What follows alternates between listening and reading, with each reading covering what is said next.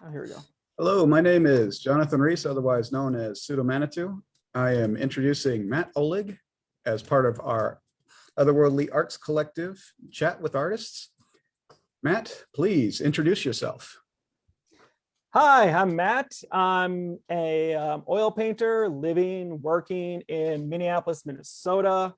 I studied at, I graduated from the Perpich Center for the Arts in 2002, Minneapolis College of Arts in 2010, and studied for a semester at the Accademia di Belle Arte in Florence, Italy. And I create large paintings of imagery smashed together in pretty ways that I find pleasurable. Now, what kind of makes you unique from a lot of the artists that we have interviewed in the past is you are an artist who lives on his work. There is no side gig. Yes, not anymore. I did have a side gig for 2 years after I injured my hand in a metal lathe accident. And then I got into a car accident at the beginning of last year, which resulted in me losing that job. But now I'm back to making everything, like living off my art again. And let me tell you, getting rear-ended at 2 o'clock in the morning at a stoplight sometimes is the best thing that can happen to you. Kind of a professional athletes getting injured on job kind of thing. And yeah, that's now a new concern that maybe artists need to have as well. Yeah.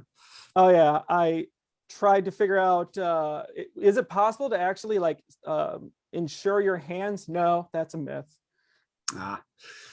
Well, maybe not for somebody who is not a billionaire. Indeed. So you mentioned your art college. There's also the topic that we usually run into on these discussions, the value of art college for artists, and whether or not you would advise that, or if you see that as Well, with art college, it's kind of like, it's worth it if you make it worth it, which is a terrible answer. And if someone told me that, I would hate them for it. But so yeah, I went to MCAD, and it was a very regimented in the arts and like doing your craft. It was in very many ways a trade school in that regard, because it was so art focused. And I honestly would think that I want to say that for me it was worth it, because when I was in college, there's a photo of me in college. I was able to really push myself to do these giant things. And everyone there was a working artist. All of the faculty are artists, and they offered insight that I would not have gotten anywhere else. And I even went to the Perpich Center for Arts, which is a public art school. And that was kind of like a primer in order to learn the skills. And yeah, I'm still paying off all those student loans, but just the networking opportunities, the being able to reach back to that school and get help with like being able to submit artwork and figuring out how to do grants and everything. It was worth it to me. That being said, I know a lot of people where it wasn't worth it and they never pursued the arts afterwards. I'm not sure if that answers that question. No, it kind of relates to my own experience. It seemed when you're learning the fundamentals of the art world and all of the rules so that you can learn how to break the rules, that kind of establishment. A lot of the projects are kind of akin to something you would do in preschool, and you could handle it like a preschooler, or you could actually try to learn the lesson. But yeah. Exactly. Yeah, too many times I saw classmates who didn't know the rules trying to break the rules. And like, I mean, you look at all of the great artists of the 20th century that were abstract artists, Picasso, Rothko, Jackson Pollock. Jackson Pollock couldn't draw, but he tried. But it you need to know the rules before you break them. And for my own personal artwork, I really enjoy breaking the rules. One of my fun series I did was this guy. I studied in Italy for a semester, and there I realized I had to document my work and send it back, and for a competition back at MCAD. And I was always told at MCAD that you need to document your work. You need to make sure that if there is flecks of paint on the painting, that when you photograph it, those are there and it doesn't look like glare, and you need to make sure everything is perfect. Now I'm kind of an old guy. I learned how to do slides at Perpich, so digital was a whole new thing. But regardless, it kind of made me wonder, like, well, what if I want to do a painting of a badly documented painting? And so that's when I started doing these things of paintings of badly documented paintings. Sort of a mirror inside of a mirror appearance. Yeah. Kinda. And then people started to get the joke. And so I did a poorly documented painting. I did me painting a painting of a poorly documented painting. Is this like a form of protest for you? I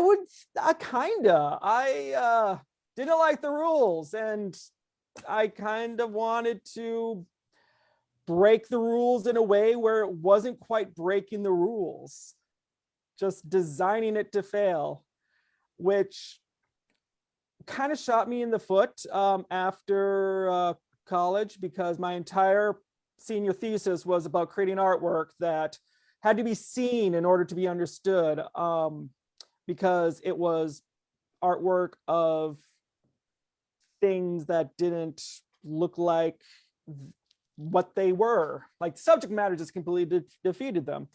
So I submitted to a bunch of galleries and a bunch of grants to continue, and routinely rejected.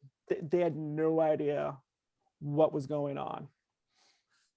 That's probably a level of acceptance that a lot of artists haven't had to reach for yet, to actually submit to galleries and to face rejection letters and whatnot. Rejection is, I mean, that's part of the game. That's like having to peel an apple. You just have to do it. Not saying you have to peel an apple, but some people get lucky and they never get rejection letters. And I have not met them, but statistically speaking, there should be one person out there that we can all collectively hate for never having rejection.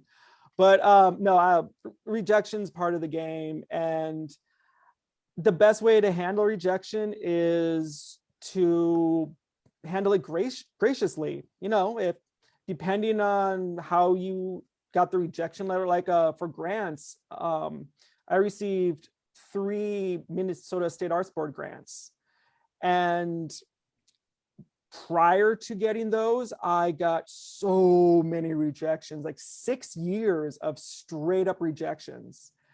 And it probably helped you for those 3 grants that you didn't slam the art board for not giving you grants 6 years prior. Exactly. Sometimes you can ask them, like, well, how can I be better for next time to be considered? The State Arts Board does that. There was one opportunity I applied for, didn't get it, but I got emailed a letter 3 weeks later saying, please submit again next time there's an opportunity. Because I mean, sometimes it's just like it's a numbers game. I mean, you can have 5 people vying for the same position, and if everyone's like qualified, but they still have to pick one, 4 people aren't going to get it. Now, just because I don't have any proper segue into this, but we did mention protest, art and protest. We're going to talk about the subject of being openly political in the art world, trying to basically not alienate your audience or not caring if you alienate your artists. And yeah, and dealing with fans who maybe like your work but don't like your politics, and the possibility of running into issues with being openly political and submitting to galleries. Your thoughts? Well,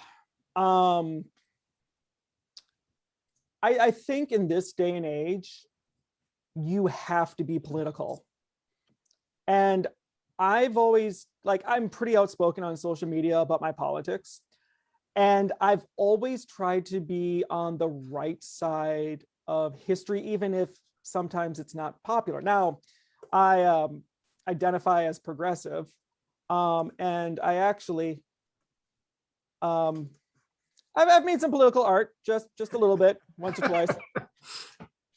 And not at all propagandist. No, I mean, there's no way to make political art without it being propaganda. It's literally what art is about. Like, all art is propaganda. And not to go into a massive history lesson, but the abstract expressionism of the 20th century was promoted directly in response to the propaganda used in World War II. Yep. And getting back to politics, I come from a very conservative family. My mother's side is incredibly conservative, and I'm okay not seeing them during the holidays anymore. But that's just me. And wow, after this, you should ask me about religion. It's I would say, what audience do you want? Do you want everyone to think that you're apolitical?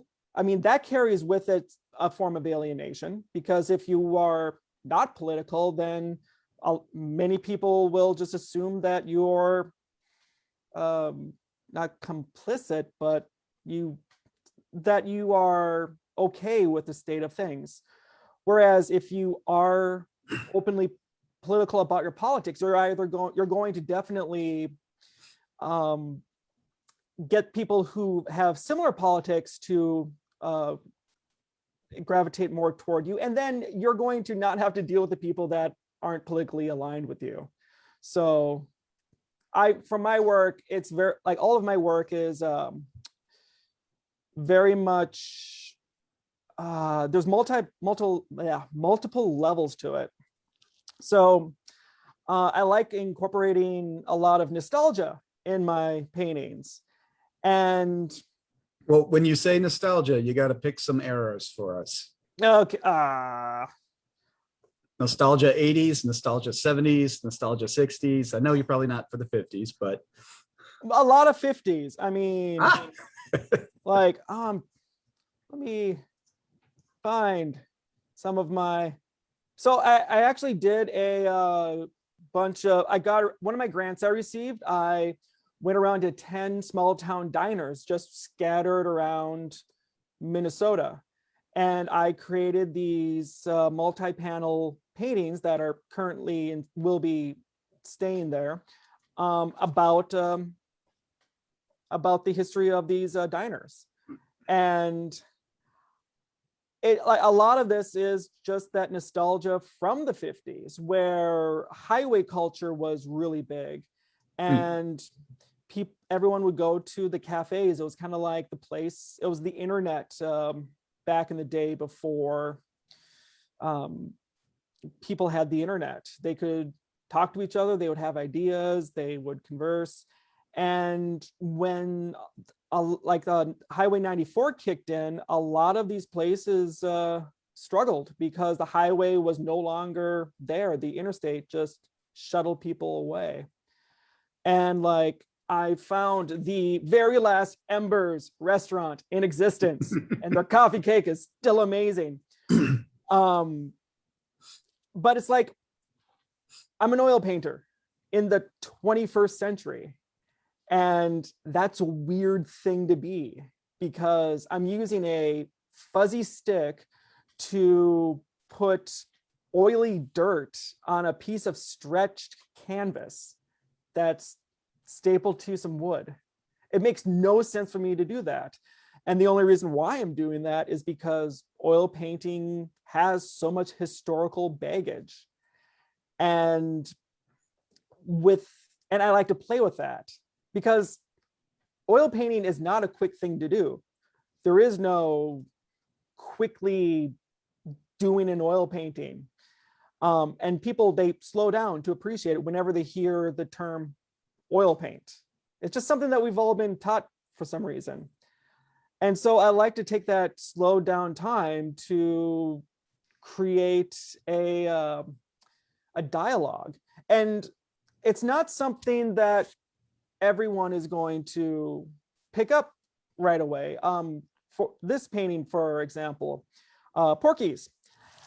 This is a very dark painting if you want to think about it, because back in the 50s, when drive-in diners were all the rage, you also had incredible civil rights action going on against people just wanting to be treated like people. And you can see there is a 57 Chevy that's superimposed over the Porky's. And this painting is massive. That front end of that Chevy is life size. Nice. And the idea is that this iconic car of the era that everyone fawns over and sees through rose-tinted glasses, it was also the same car used by the police of Selma that ruined the lives and killed people of color just wanting basic human rights. Now, so for your artwork, I would also say it probably helps to have a wide variety of knowledge of subject matter. It never really does you a justice to just paint a table without knowing the history of a table. Something along those lines. Right, exactly. I want to create work that people can spend time with and discover new things about. I want them to look into, the history of drive-ins, for this painting, for example, the history of the cars of the era, and really get to know the subject matter. And that's kind of how I approach all of my artwork. They're designed to really be read as we view the world, which is not a single static image, but as multiple levels of seeing and understanding the subject matter. Now, you mentioned the time that you're spending on these oil paintings. Would you care to give us maybe an estimate? A week or two, sometimes, many times, a lot more. This painting took about 2.5 months. Mm-hmm. And it's pretty large. It's 6 feet by 16 feet. In 3 panels. In 3 panels. And was actually one of the first big commissions I got out of college. And terrible segue. Sorry, I'm destroying the entire format of this. It's your format. Oh, good. Thank God. So 3 months after graduating from MCAD, I get this email saying it's from this woman who's representing this law firm, and they are just, they like my work and they love it if I could create something for their lobby. And the way it was worded like one of those spam emails that you get sometimes. She was still using legalese. Yeah, she was still lawyer, makes sense. But it was like too well written. And I was like, my cursor was hovering over the delete button. And I'm like, I don't know. So I looked up this person, and they graduated like top of their class at like a prestigious Ivy League law school, and like they indeed had a new branch opening up in Minneapolis. So I'm like, okay, they might be legit. And so I went there, and yeah, they saw my one.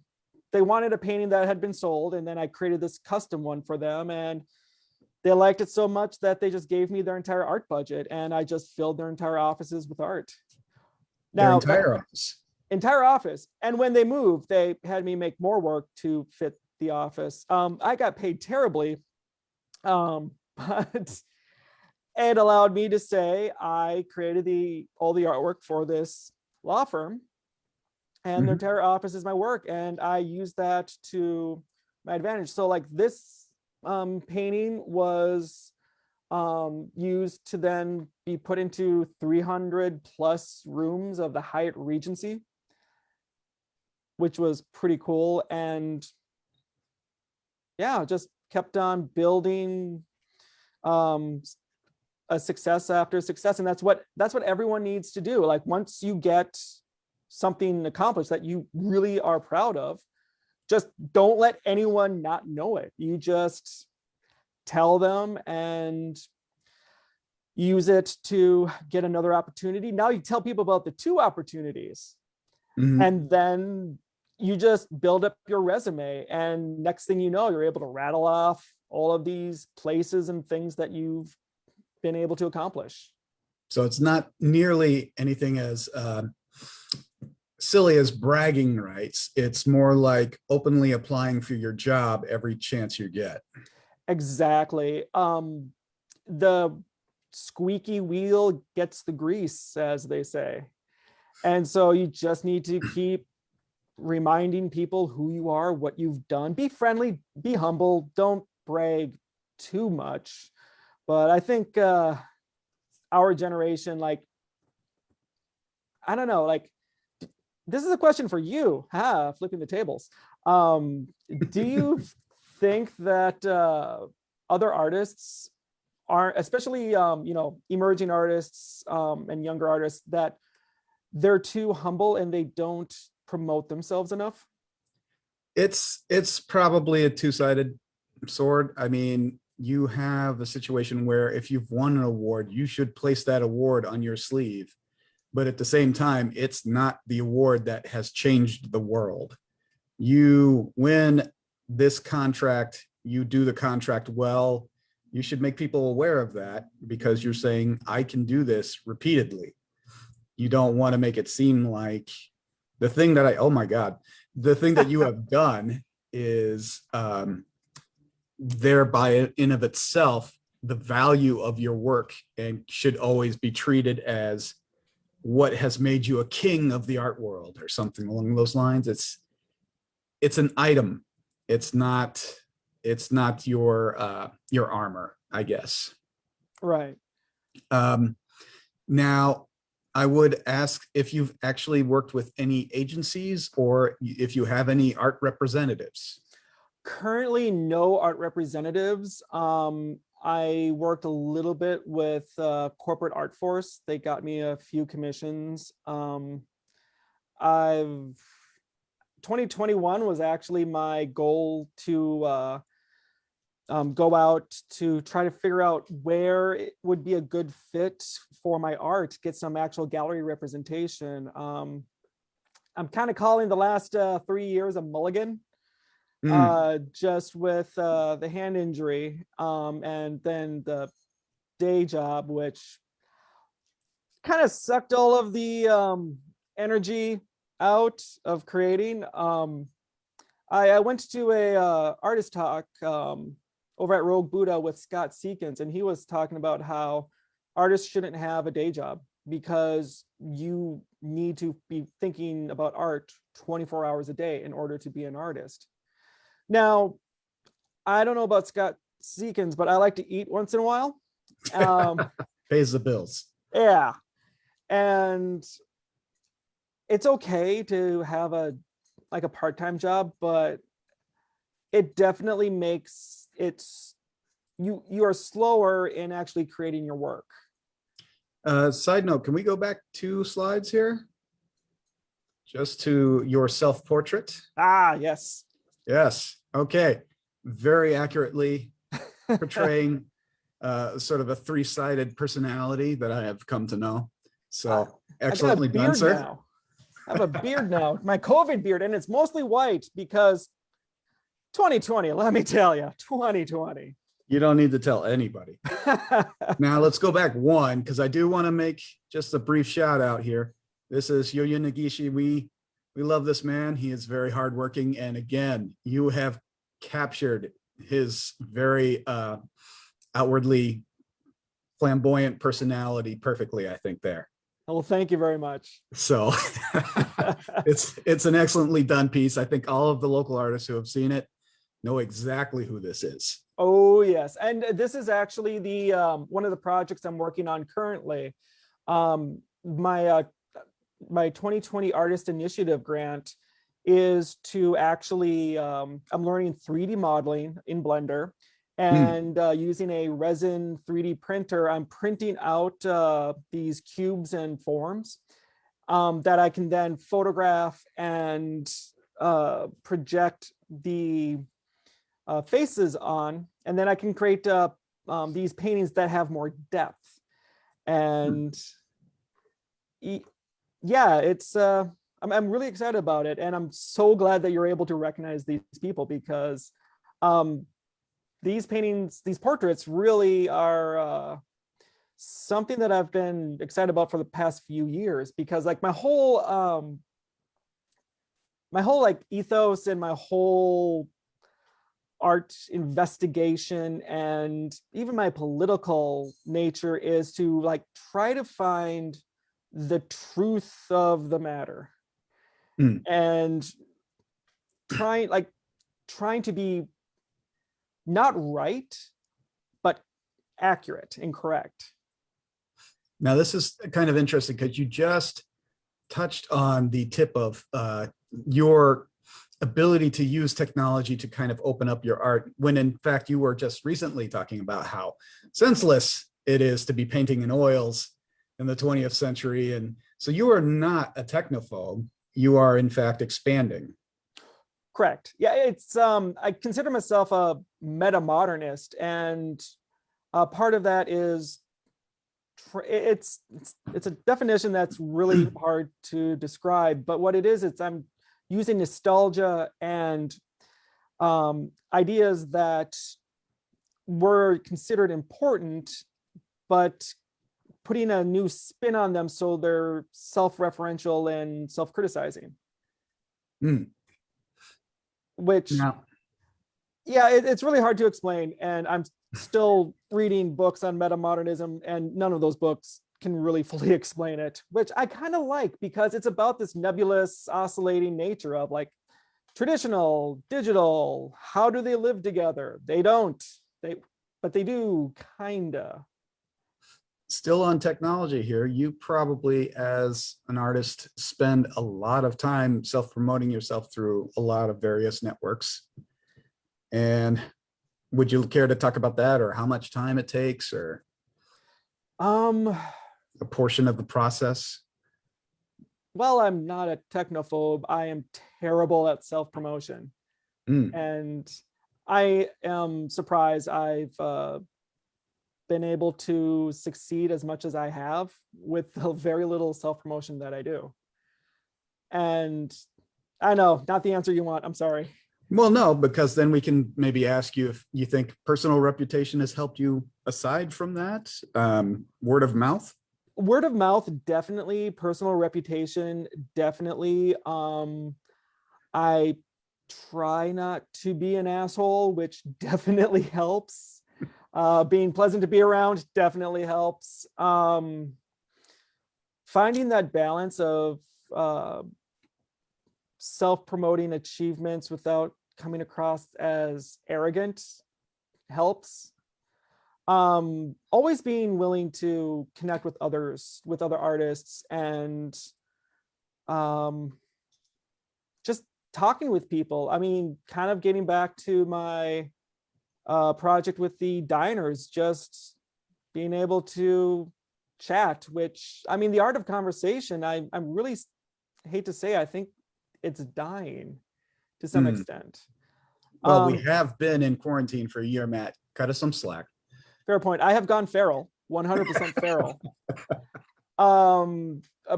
For me, promotion is a personal interaction. I used to host a live model night, which made sure that I was socialized and not too feral.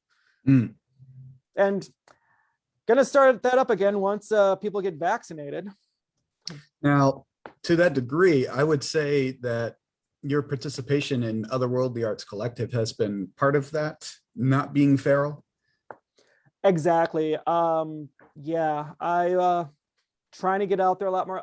So my career has been kind of strange in that I took a very alternative route because of going to MCAD. So every year they have an art sale, and they open it up to artists that are students and alumni that graduated within 5 years. And so for every year, I would spend 6 months creating artwork for the art sale.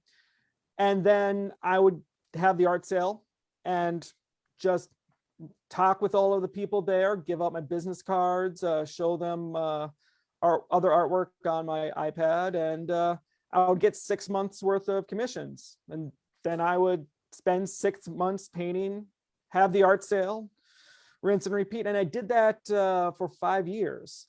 So I kind of built up a pretty good client base. But then after I aged out of the art sale, I didn't have any real gallery experience. I've only had, I think it was like 4 solo shows, and have never really been picked up by a major gallery. But I was going to try to change that in 2020, but 2020. Yes. Fun fact, I actually, my New Year's resolution in 2020 was to get out of my studio, be more sociable. So I went and I started building a little tiny tabletop art studio. It's done, but I haven't taken it out yet. Do you have any photos or anything to share of it, or? That I don't. Oh, don't worry about it. I'm just curious. Let's see. But now I'll switch to the video, the photo.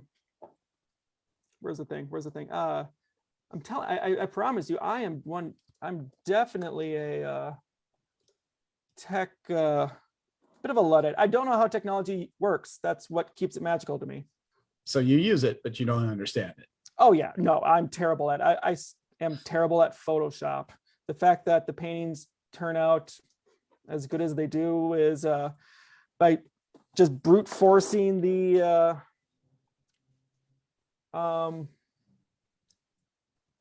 stop video, hide video. No, that's not right. Think you can keep answering questions while you're trying to work that out? Oh yeah, I can multitask a little bit. So part of your expansion into some of the digital work is to try to figure out the non-fungible transfer system of sharing artwork and working in art. Hello. Yes. Oh, wow. You're really going after like all of the cans of worms, aren't you?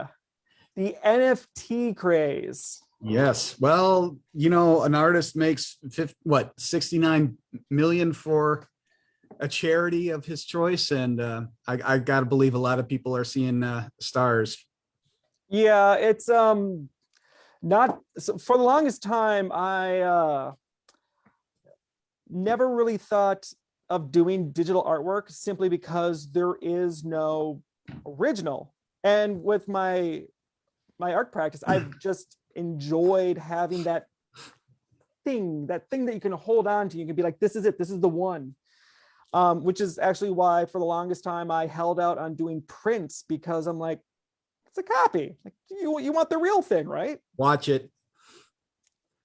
For the longest time. I do them now. prints are cool. And All right.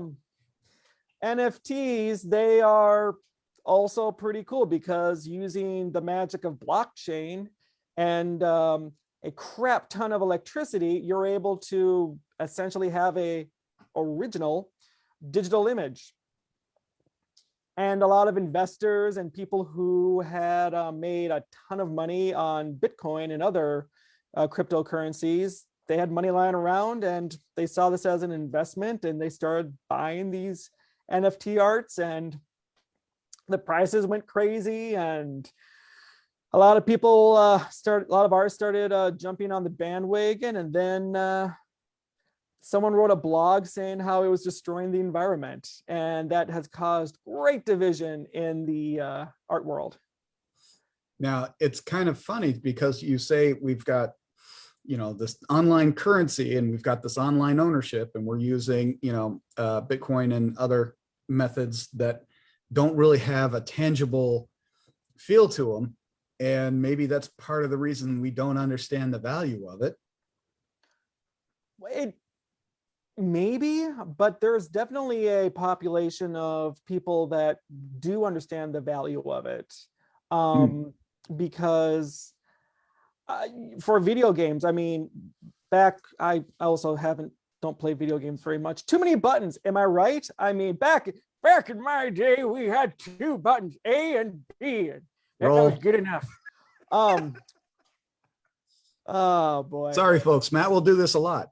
Oh God, yes, and some social lubricant, which is Guinness. So it's Guinness. Mm-hmm. Yep. So you're Guinnessy. I want to move to Ireland, and I'm trying to blend in. Anyway, with those MMORPG games where the players had to mine things and they would get upgrades and armors and stuff like that. And you actually had entire industries where there were just people over in, I think it was India, they had giant facilities where they were just clicking a button to get a coin, and then that way they could get a thing, and then they could sell it for real money to people in the game. I mean, it's always kind of been there, and I think like the appreciation of and value seeking of digital elements, but we're just seeing it now in terms of fine art, and it's interesting but very divisive because of the environmental impact. Now, because of my whole thing about trying to get at the actual truth of the matter, I spent a lot of time trying to figure out exactly how much energy is being used, because the numbers that are being floated around make no sense. So found a couple of scholarly papers, and apparently the entire Ethereum network, which is what NFTs are based on, uses the same amount of energy as YouTube. And YouTube uses 243 terawatt hours of energy a year, which is about the same amount of energy as a couple countries. It's a lot. It's a lot. But of that energy, 3% is NFT artists. So all of the YouTube videos complaining about artists destroying the environment due to the energy intensive nature of what they're doing are kind of doing it too. So in closing, we should just focus on improving energy production. Exactly. And 74% of cryptocurrency is from renewable resources because of the energy demands of these server farms. So they build them strategically to take advantage of that. But I'm just a painter. Nice. Okay.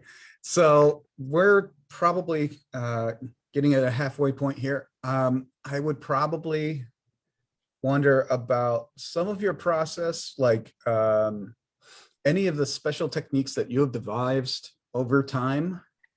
Yes. Any of them that are time saving, which I'm guessing you're going to say no, but also maybe some of those that are money saving. Yes and yes. And I'll let everyone in on a few secrets that I use. So the one thing that I do is I build all of my own canvases. And well, let me go back to the beginning. So Yeah. when I come up with a painting, I digitally sketch it all out. I use Photoshop, and I very poorly create layers and create the narrative, and I make it look the way I kind of want it to look. It looks bad. I don't show these to people. They look bad. Then I build my canvases, and I use clear pine quarter round raw canvas I get from Chicago Canvas.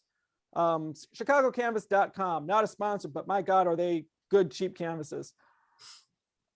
Just bought 50 yard, like a 6-foot by 50 yards for $300, which is pretty good. Number 12 duck. Anyway, Doesn't suffer on quality. Doesn't suffer for quality. Nope. Yeah. So I use rabbit skin glue to seal the canvas, and then I use 3 layers of oil primer. And what that does is it fills in all of the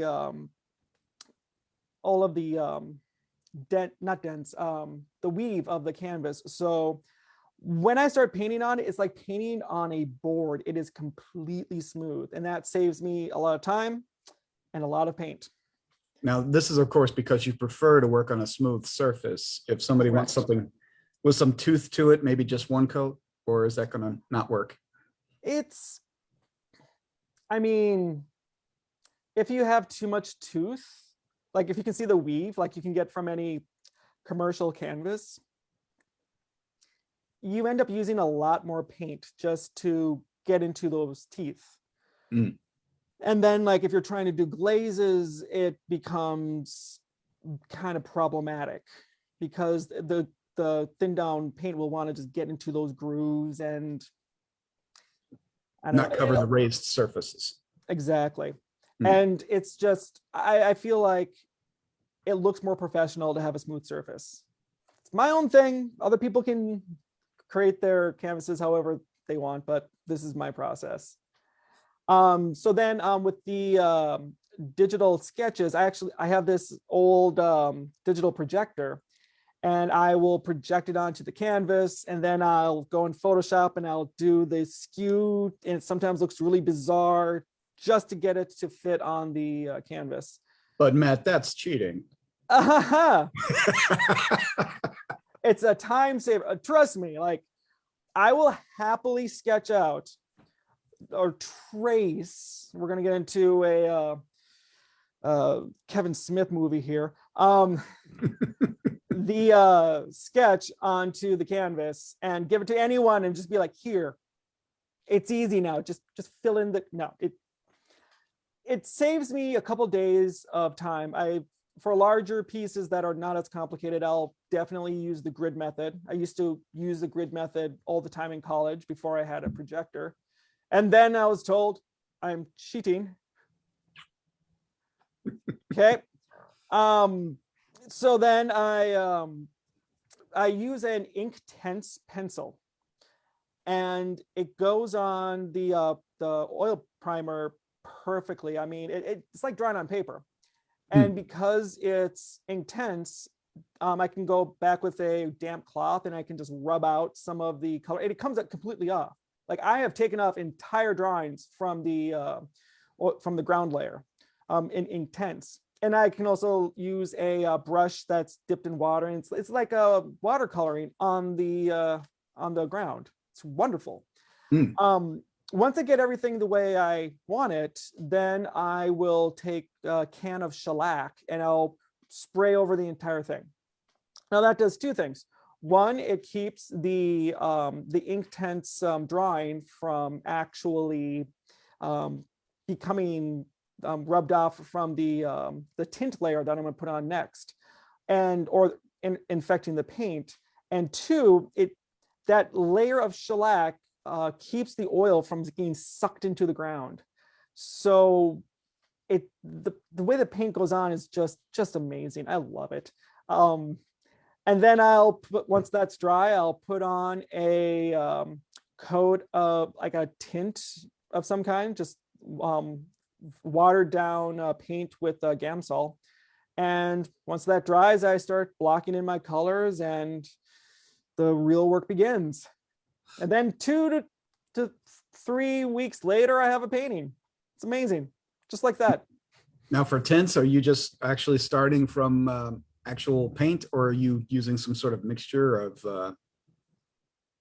What I do is I have these little tiny glass jars. They start life as jam jars. And I'll just add in some transparent oil. I like to use transparent iron oxide red and cobalt. And then just so that it's kind of like a warm gray. And some Gamsol and a big old brush, and I just brush it on and I can rub it off. And because I have that shellac layer, it's not picking up any of the underdrawing. And then what I do is I work dark to light, which allows me to really build up form in my in the colors. And so that way, and it's so much easier to work dark to light versus light to dark, just because you can always lighten something up, but trying to darken something, it's just becomes a mess. Really? Yeah, it's like, I don't know how to describe it. It's like lighter colors and white is so overpowering that just a small amount can completely change a color. And so if you're trying to lighten something up, it's easy. If you try to darken something, the amount of dark color you have to try to push into that in order to negate any of the lighter colors is just, it's impossible. Interesting. For my own sake, even though I'm not an oil painting person, and maybe this is why, but my fundamentals course taught me the exact opposite. If you're using acrylic or watercolor, then it's definitely light to dark.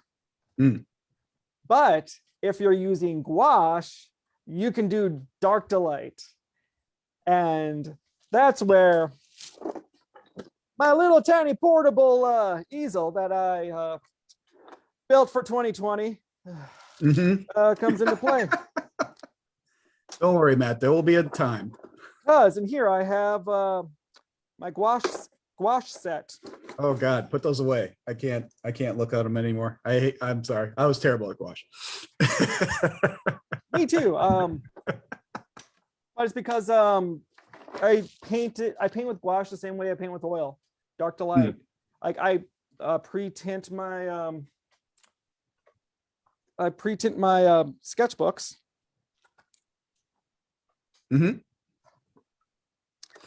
And using gouache, able to do some pretty cool things. Very nice. Yeah. Yeah, that in and of itself is a nice exercise. Do you have any other kind of exercises that you?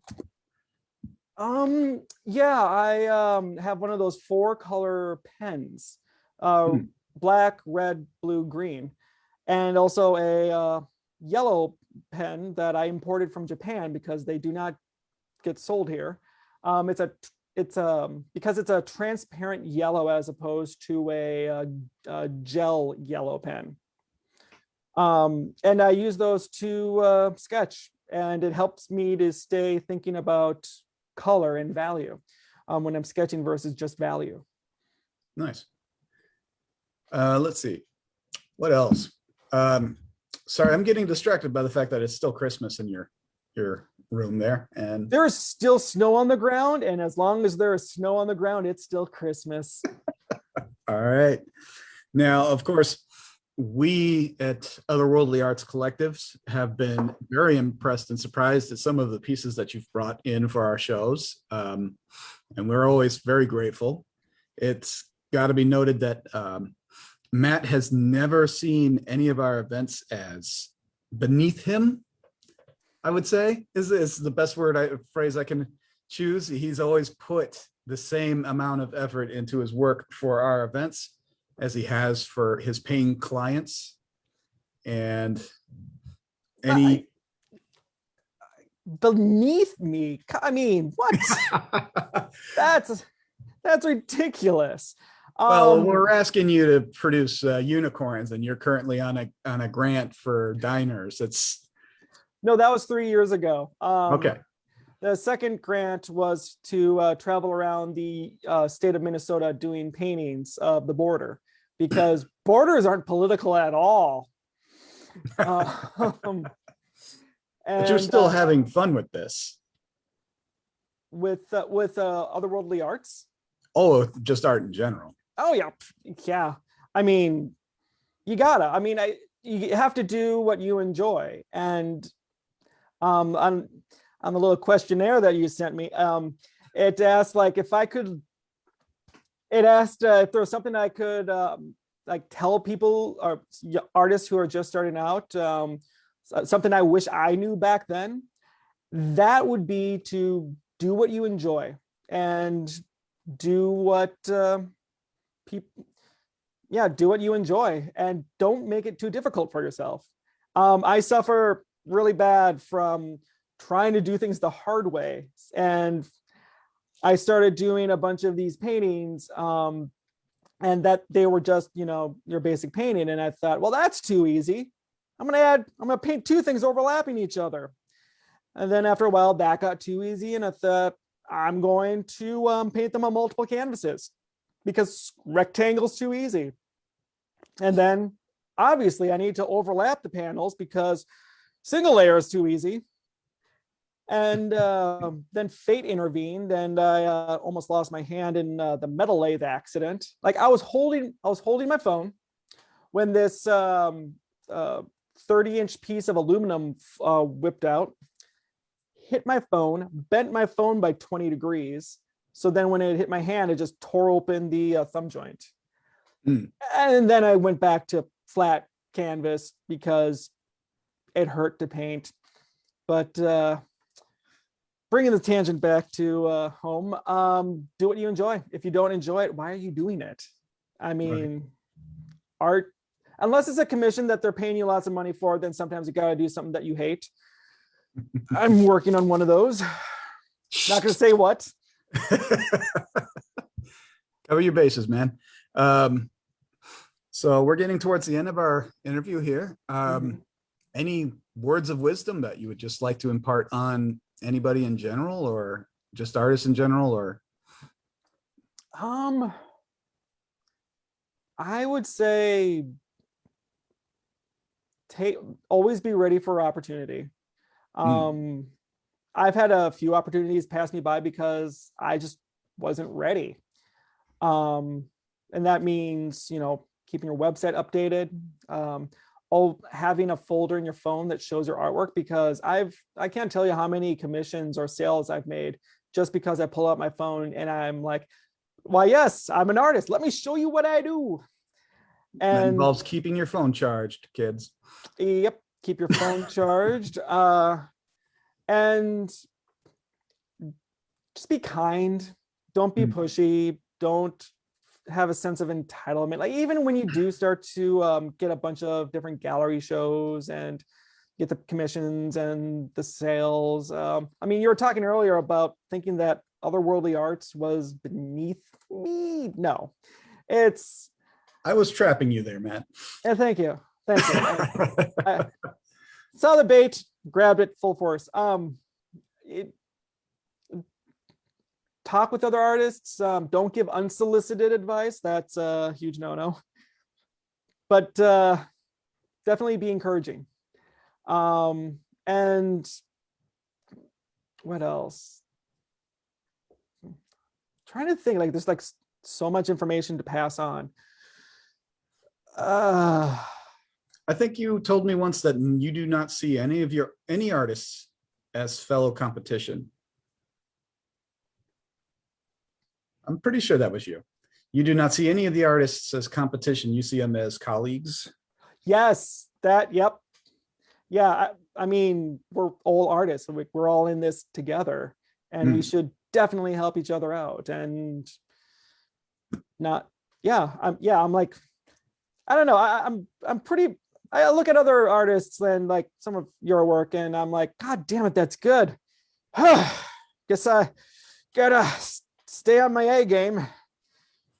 Which, I mean, healthy competition is fine. It keeps us on our toes. And like, one thing I love about the Otherworldly Arts gallery exhibitions is just the sheer inspiration I get from them, just seeing all of the work that other people do and the clever things that they create. And every piece I just look at, I'm like, how the hell did they do that? And yeah, I run into some artists that I didn't see coming, and then they show up with something that is just surprising, very surprising. And you wonder what mind is actually operating that meat stick that came up with this beautiful piece of work. Yeah. So Matt, we're going to probably wrap things up here. And thanks again so much for sharing and basically laying all your cards out. You didn't really hold anything back, and I love it. Thank you for having me. This was fun. All right. So we'll see you later, Matt. And thanks again for submitting to the Unicorn Art Show and otherworldly arts events. And we'll talk later. Can't wait to be back in person when this whole thing is over. All right. See you later, Matt. Have a good night.